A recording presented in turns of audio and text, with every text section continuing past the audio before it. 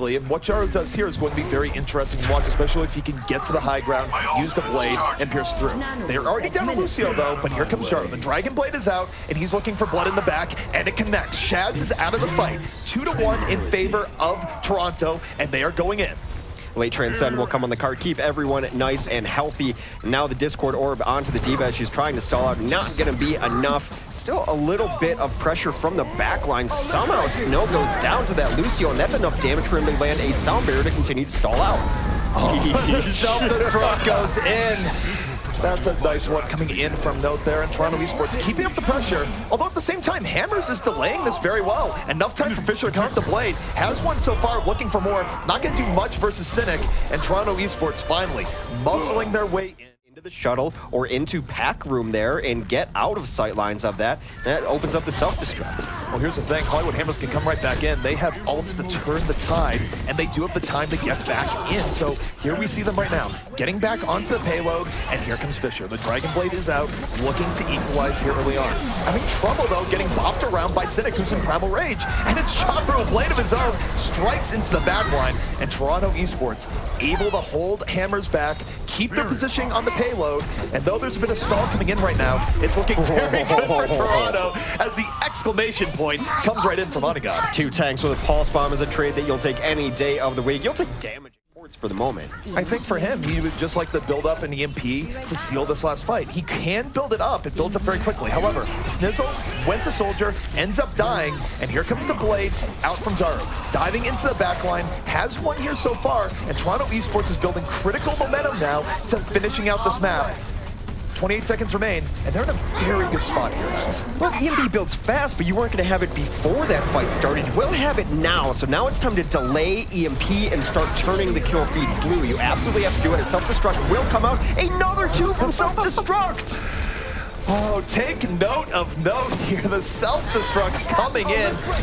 Very consistent at the expense of Hammers.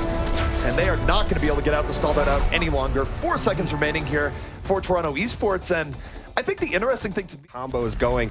Something needs to shut down Jaru. The dive does come in over top. So far it has been bloodless. The Transcendence is forced out though. Nesh is going to try to wait this out as a Zenyatta's duel. Both Zenyatta's experiencing spiritual enlightenment, but here comes the Dragon Blade out from Jaru, supported by the sound barrier, looking for blood in the backline. Doesn't quite get it, chased off by Christopher, but it's still enough to dash into Tomsy towards the end. And Toronto effectively pushing back Hammers here once more. Hammers is still fighting this out, but they are bleeding people left and right. Nesh left all on his lonesome here. It's been a very impressive defense for this team, as every time that find something to work with, and it's going to be a miracle. He's going to have to find it. They look like they want to try the dive. They do go up in the corner. D.Va's up there first. Fisher diving right to the back line. He is behind the gate looking for targets, gets one of the supports. Nesh takes out Jaru, so it's 2 kills here from the offense. 4-4 as Hammers on their last gasp, trying to pull this one in. It's Fisher doing more work in the back. Ends up with 3 before it's all said and done. He was the one who needed to bring this through, but it's Cynic keeping things alive for Toronto. Respawns will be in soon. Hammers does not have this here just yet. Does a good job of dancing around and staying alive even after getting those initial kills. He has such great presence around the cart. Does Cynic able to use it to bloody block for him, and that's going to buy time for people to come in. And now Jaru's got the blade. Dash resets, 4 kills. They look to lock it out. Jaru with the run back here from Toronto. Hammers just not able to push it in as much as they would have liked, and it's been a strong day for Toronto Esports. They're going to take map 1 over the European powerhouse in Hollywood Hammers. They look great, and this is a Toronto Esports team that every time I watch them, I see something new about them, opening my eyes. So if he can come out here with a strong, fair performance, I think that bodes well for Toronto Esports as well, but certainly for Jaru in Overwatch. Well, a lot of this will be on Fisher early on. Wow, the concussion right off the start. God, knocking a Tracer off the map does not happen too often too, and that is 3-4 quick kills now. Wow, that fight was over before it started. I didn't even get my first sentence out. Well, when you start out by knocking a Tracer off the cliff and you open up the opportunity for the rest of your team to dive deep, it's a good start here for Toronto Esports and perhaps win the round off of that. A very nice res as bringing back 2, and he brings them the advantage in the fight. Now it is all about the cleanup. Note is the one going to town as he will take down the D.Va and her mech. All the numbers in favor of Toronto Esports as they come in. Jaru's even got his sprints on. They're going to desperation time to look at this. They pop a visor and get 2 real quick off of Fisher's attack visor. Fisher coming in off the flank, absolutely no one on him right now. The field is his oyster as he is able to lay in the damage of Soldier. Finally, they realize Fisher is there. They get onto him, but still very close between both teams. Now whoever wins this fight wins the round, and Hollywood Hammers is coming back in force in what has been a very prolonged fight here. This has been going on for a very long time. Snow dying in that fight actually really hurts. He was at 77%, probably could have got a resurrection during that fight as it continues to be scrappy on the point. It has not been completely one-sided, which is why they're able to bring it back. Cynic takes out Tomsy. We have the Sombra in here. Shaz is down in on the Sombra. Why not? Late stage delay, able to come back into the fight, even find Snow, assassinate Snow in fact. At 98% no less. And granted, the bodies were very divey, very flanky. A lot of this is just going to come down to some pure mechanics for these opening fights. I'm bullish on Jaro coming in here. Given what we saw from him on Lijiang earlier in the day, he was doing great on just basic Genji mechanics, dash resets, pressing the backline. And we see Onigod right now as one part of that flanking offense from Toronto. Both teams taking some of their time here, wow. but it's Jaro who strikes first yet again. It's a nice opening here from Jaro. He's going to dive in and effectively picks up 2 with his contribution onto that Winston. So Jaro going off with Onigod, the flanking DPS of Toronto Esports, striking blood here to open things up on Legion. Be able to take here. It would be a huge miscarriage if they weren't able to move in and actually deal with this. So they're going to open up the Transcendence, and Jaro holds on to the blade in the back. Hasn't used it just yet because of the Transcendence, but now the Transcendence is over and Jaro is in. The blade is out, but he gets zoned down pretty heavily by the Winston, not able to get what he wants, and Hollywood Hammers able to make this a much more competitive fight than by any reason it should have been. This is tough for Toronto Esports, and despite the advantage, Hollywood Hammers brings it back, and Fisher with the exclamation point at the very end, the Dragon Blade to evict Toronto Esports from this point. I think the counter Transcend really threw off Jaro. He wasn't sure what he was going to do. I think they wanted the Transcend and then Blade. You run around with your Blade out with the Zoom Yada, able to take down targets, but I don't think they expected Shaz to have his up. He transcended, that threw him off. Jaro got himself in a weird position. A little bit slow. They're not trying to out-engage or out-dive Hammers here just yet. Hammers more than willing to take a more aggressive position here at the point. So Toronto Esports, their hand is going to be forced. They need to come back on here and contest this, despite, however, they were opening things up to begin with. But they're getting flanked on all ends right now. This is problematic to say the least. Hollywood Hammers looking for this on all ends, but Onigod able to bring this back. It's good Tracer play on his end, and though it's on a razor's edge, it's Toronto's Esports that are able to win the fight, snowball into the use here. Cynic setting up for a counter dive if they do come in on that angle, and that's what exactly they initiate with the sound barrier though, so a lot of this damage going to be mitigated early on. Still though, Jaro able to find the tank. Nice pressure in the back line, trying to get the back cap going. They come in though. They do come in, and we're seeing a little bit on the point here while the rest of the fight is going off to the side. And it's Fisher trying to bring this back for Hollywood Hammers, and still alive. They've been relatively even. Both Genjis still in here at this point, but they're not able to get back on just in time. It's a look at each other once more, and Hollywood Hammers taking a little bit more of the initiative here early on. Cynic gets punished early on that dive, and Jaro's gonna be trying to bring this back in the back line himself, and it's actually a quick turnabout here for Toronto Esports. So down to Winston, but not out of this fight here just yet. A lot of fire coming to Jaro, but Orb is on him, keeping up and healthy, and he's gonna dive right back in immediately. Reminds Stizzle knows that the mech is actually pretty good for protection as a diva. This is a game for Hollywood Hammers that even the players on Hammers who play Genji are like, I don't think dash resets as a team not get so split up into the triple DPS. It's worked out very, very well for them. They're going to have to find something here, close to a blade, but that's about it. Now it's desperation time, got to start dipping those toes on the point. Well, they're down one array, so the odds are not looking good. Jaro is damaged, but he has a blade. We'll see if he brings it back. Has to worry about the tack visor on top of it. Fisher laying down the law and does just gun Jaro right down. Sort of showing old precepts we learned in Indiana Jones with something about swords versus guns.